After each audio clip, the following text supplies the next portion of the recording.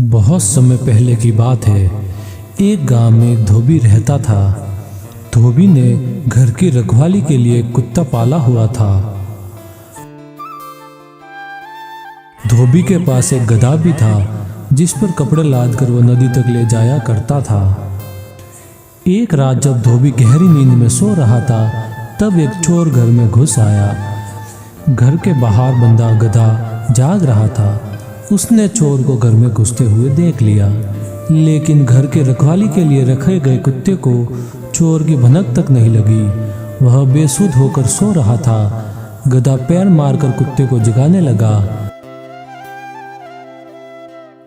जागो भाई, घर में चोर घुस आया है।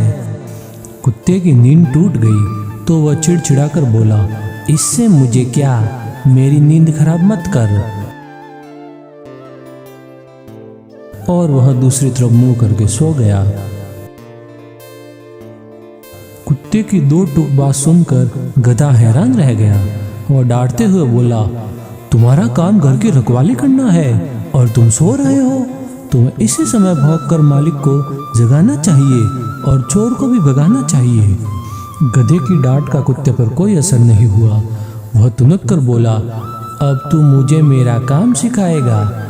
मैं अपना काम जानता हूँ, तू अपने काम से मतलब रख।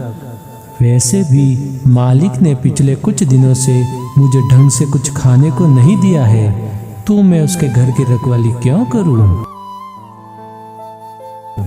ये शिकायत करने का समय नहीं है भाई, शिकायत बाद में कर लेना। अभी अपनी जिम्मेदारी निभाओ। तुरंत उठो और जाकर मालिक को जगाओ, नहीं तो चोर चोरी करके भाग जाएगा। गधे ने फिर कुत्ते को समझाने का प्रयास किया।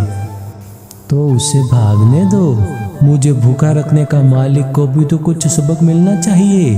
यह कहकर कुत्ता फिर से सो गया। गधे को कुत्ते पर बहुत गुस्सा आया। उसे समझ आ गया था कि स्वार्थी और लापरवाह कुत्ते को जगाने का कोई लाभ नहीं।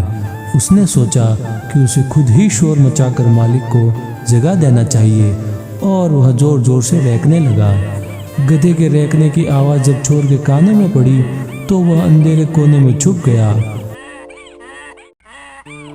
इधर मालिक भी गधे के शोर से जाग गया। अरे ये गधा इतनी रात को क्यों चिल्ला रहा है, सारी नींद खराब कर दी। उसने घर के चारों ओर नजर डाली तो उसे कोई अनहोनी दिखाई नहीं दी। वह अंधेरे कोने में छुपे चोर को नहीं देख पाया। आधी रात में उसकी नींद खराब करने की वजह से मालिक को गधे पर बहुत गुस्सा आया। वह घर के बाहर गया और एक लकड़ी लेकर गधे की धुनाई करने लगा।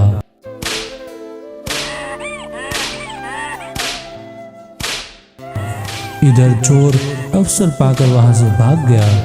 कुत्ता मजे से सोता रहा और गधा मार खाकर बेदम हो गया। उसे समझ में आ गया कि अपना काम छोड़कर दूसरे के काम में टांग अड़ाने का क्या नतीजा होता है। दोस्तों, हमें सदैव अपने काम से काम रखना चाहिए, दूसरों के काम में टांग नहीं अड़ानी चाहिए।